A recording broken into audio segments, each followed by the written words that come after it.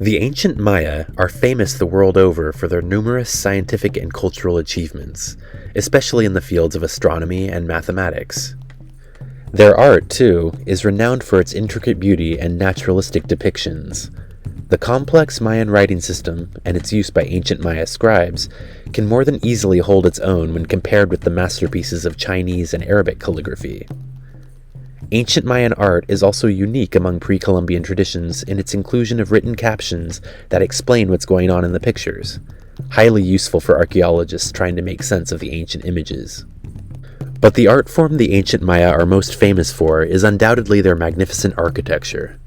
Built without the luxury of metal tools or beasts of burden, ancient Mayan temples and palaces continue to amaze all who lay eyes upon them.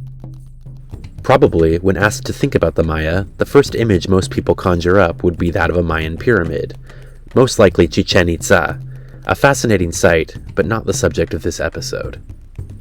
Our topic, the ancient city of Palenque, actually predates Chichen Itza by almost 1,000 years. Dating at least to the 200s BCE, Palenque was originally called Pakal. Palenque is the Spanish name of a nearby colonial town that the ruins were named after when they were first quote-unquote discovered by Westerners. And from here on out I'll refer to the site as Pakal in its ancient context and as Palenque in its modern context. Though the oldest architectural remains at the site date back to at least the 3rd century BCE, most of the buildings that survive today are much more recent, constructed in the 7th and early 8th centuries of the Common Era, and the vast majority of these were built during the reign of a single ruler, Kinich Hanab Pakal I, also known as Pakal the Great. More about him later. Located near the Usumacinta River in the Mexican state of Chiapas, the site is smaller than most other comparable Mayan cities of its age. However, it contains some of the finest architecture of any Mayan ruin, and its sculptures, carvings, and inscriptions are remarkably well preserved. Indeed, the reason we know so much about the city's history is because its buildings and monuments are covered in written texts, carved in stone and stucco. The classical Maya were among the most prodigious record keepers of their age, and although the vast majority of their books have either been lost to the ravages of a humid climate or were deliberately destroyed by Spanish priests who stupidly believed them to be satanic, a large corpus of written material has still survived to the present day, either carved on buildings and monuments or painted on pottery. Combine this with their highly accurate calendrical system, and the result is that we actually know the exact years, and sometimes even the exact dates, on which various events in Mayan history took place, including when certain buildings were constructed and by whom.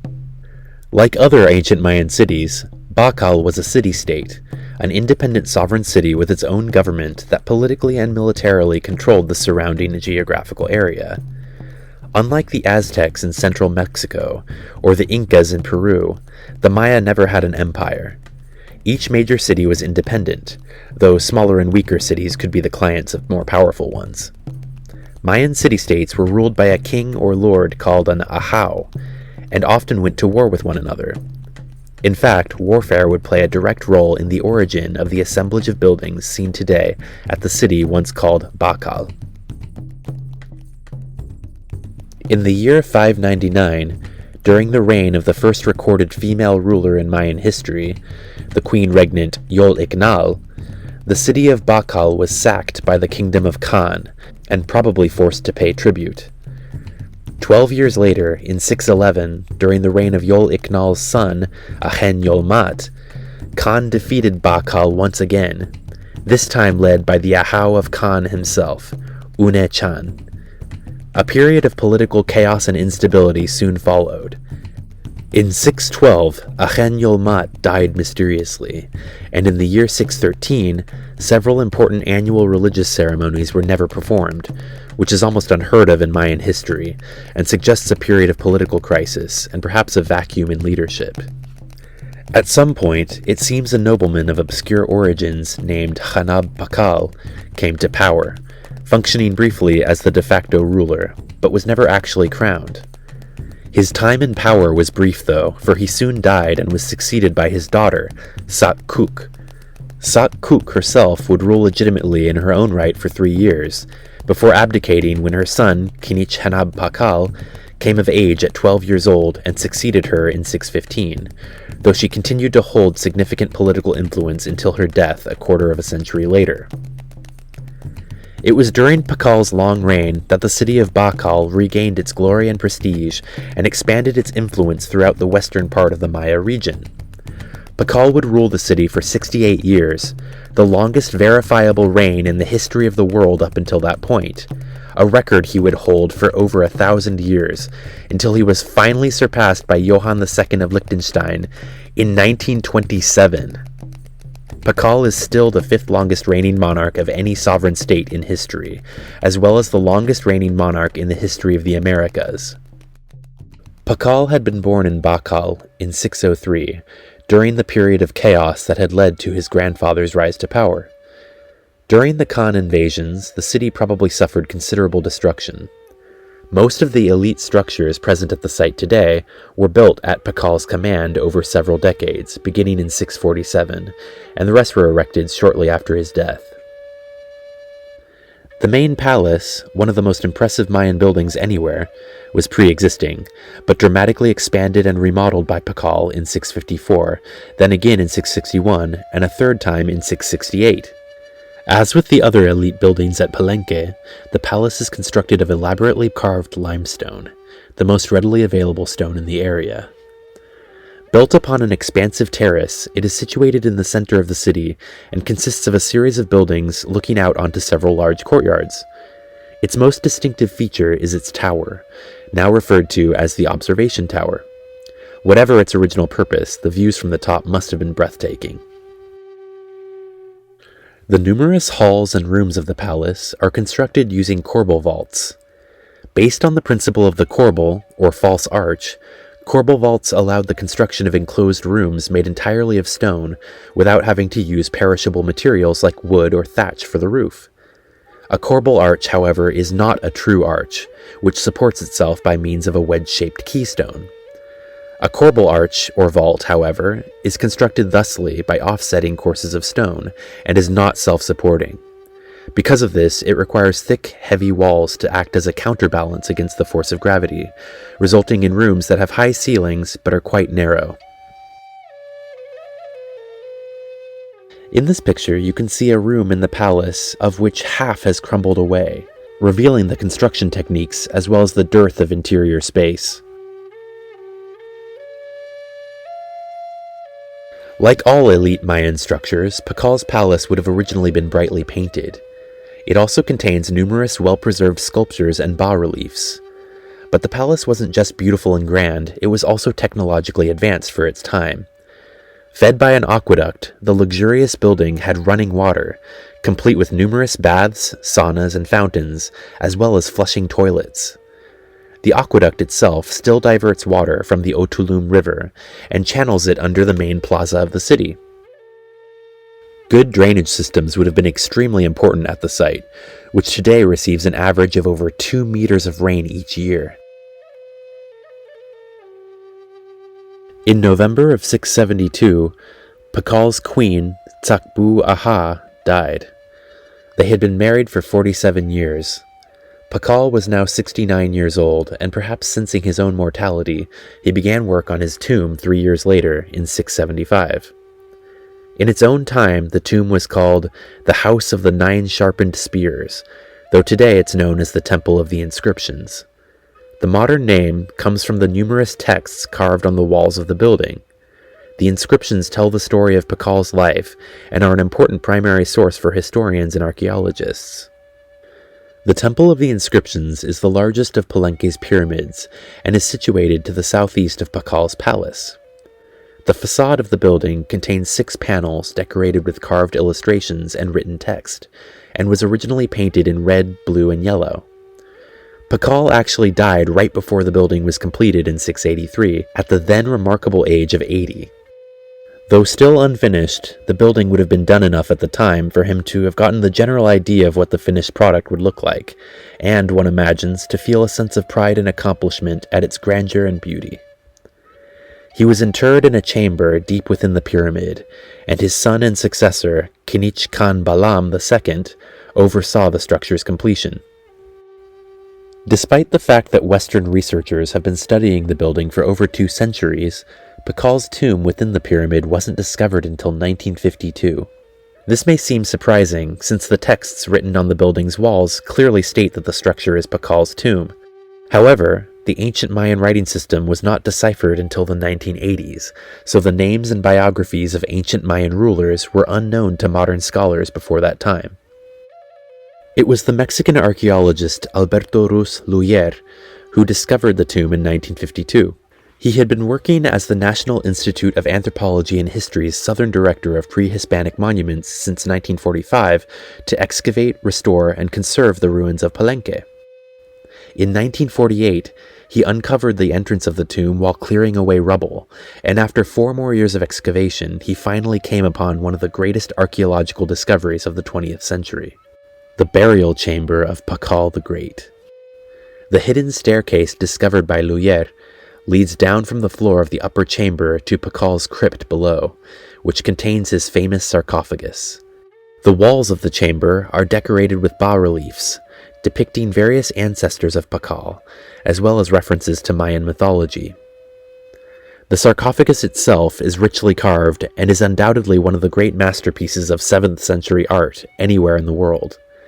It depicts Pakal as an idealized younger man, laying on his back in a pose reminiscent of that of an infant, perhaps alluding to Pakal's rebirth in the next life. He rests upon the open jaws of a jaguar, which represents the entrance to Xibalba, the Mayan underworld.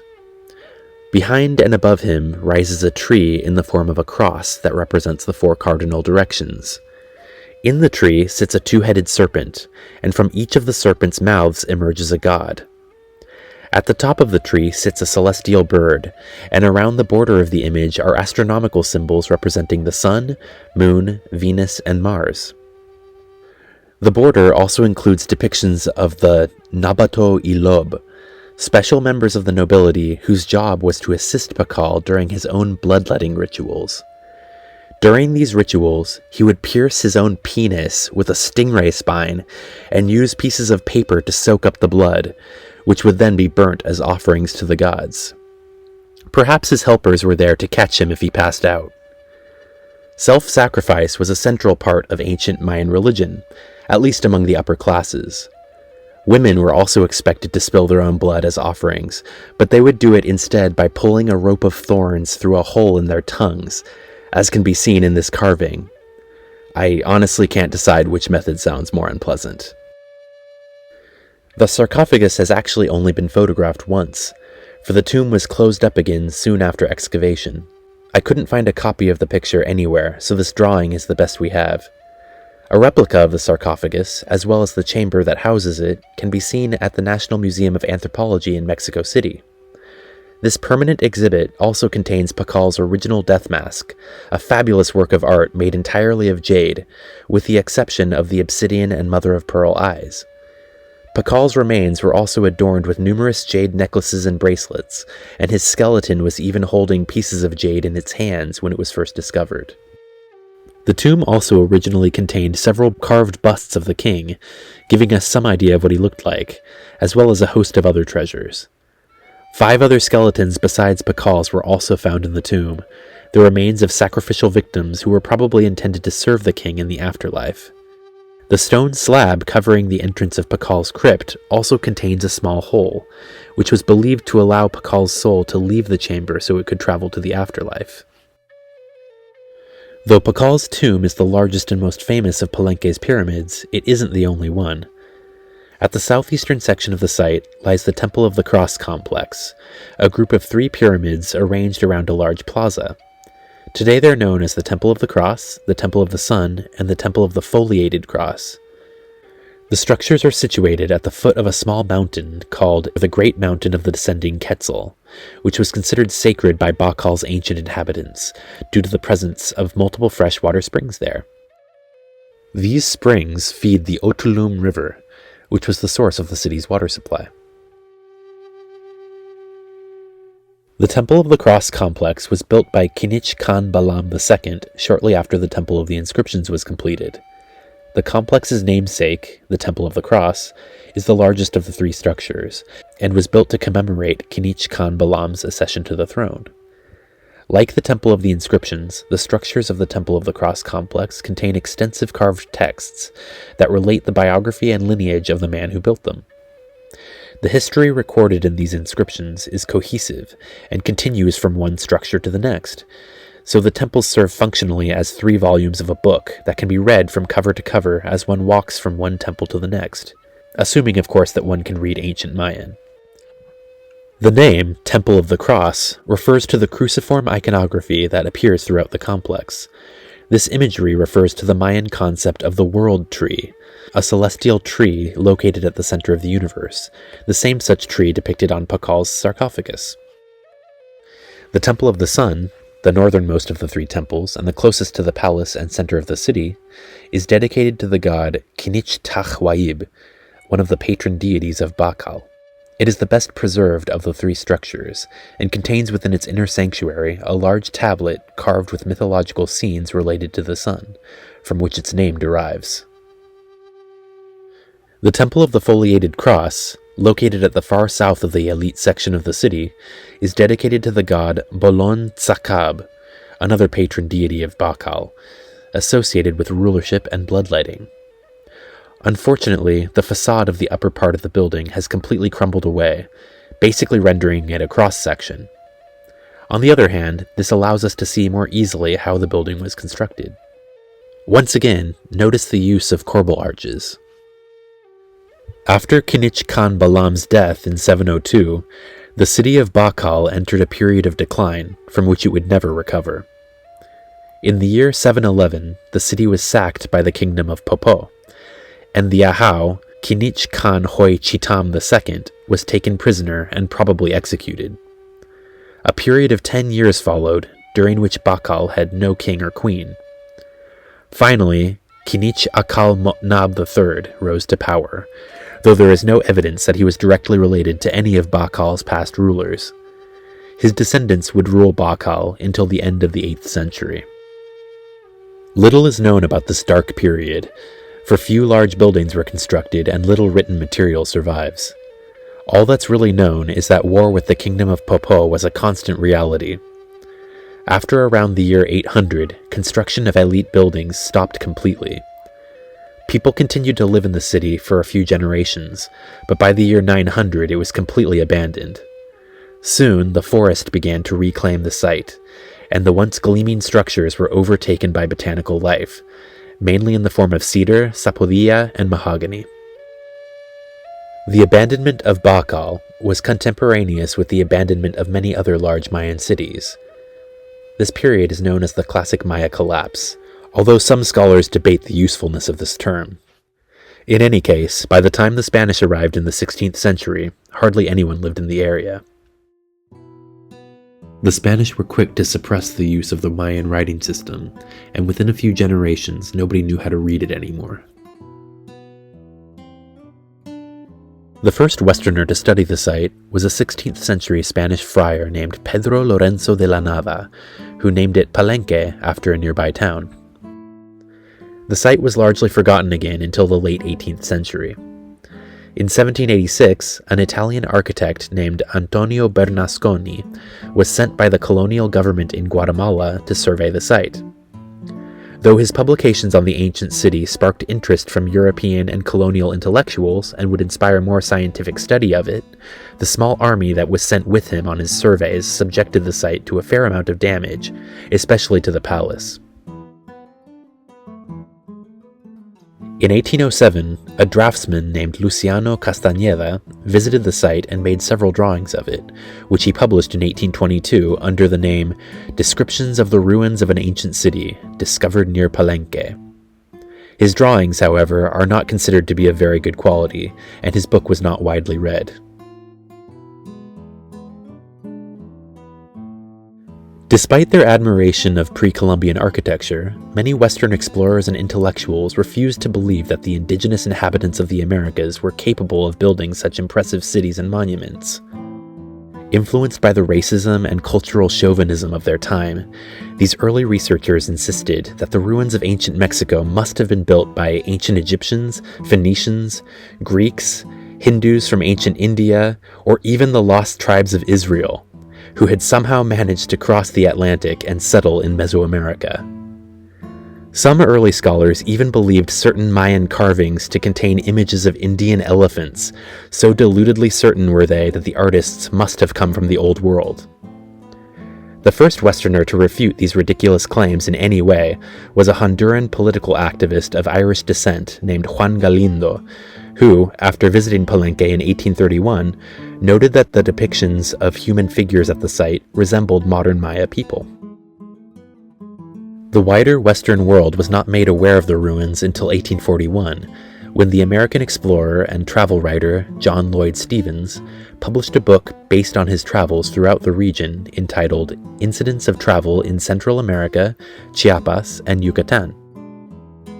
He had been accompanied on his travels by the English architect Frederick Catherwood, whose extensive illustrations of various ancient pre-Columbian ruins are considered highly accurate even today. At first, Stephens accepted the then popular idea that Mesoamerican architecture must be the remains of an Old World civilization, but Catherwood disagreed, noting, like Galindo, the obvious resemblance between the facial features of the figures in the ancient artwork found at sites like Palenque and those of the modern Maya. Catherwood had traveled extensively throughout the Mediterranean and Middle East, making numerous illustrations of the ruins he saw there. He argued that the ancient architecture of Mesoamerica, while impressive, bore no resemblance to that of the Old World, and that cities like Palenque must have been constructed by the ancestors of the modern Maya. Stephens would eventually come to agree with him. In 1843, Stephens and Catherwood published another book of their Central American travels, titled Incidents of Travel in Yucatan, and the following year, Catherwood published his own book of 25 full-color illustrations called Views of Ancient Monuments in Central America, Chiapas, and Yucatan. These three books would have a tremendous impact on scholarly views of the ancient Americas and on the public imagination. Catherwood's detailed and accurate prints would finally do away with the idea that ancient Mayan cities were the products of Eurasian civilizations, and would pave the way for more sophisticated study of Mayan civilization in the 20th century. Palenque was first photographed in 1858 by the French archaeologist Désiré Charnay, and more extensive photos were taken by the British archaeologist Alfred Maudsley between 1890 and 1891. True excavation, however, didn't really begin until the 1940s, when our old friend Alberto Ruz Luyer began visiting the site.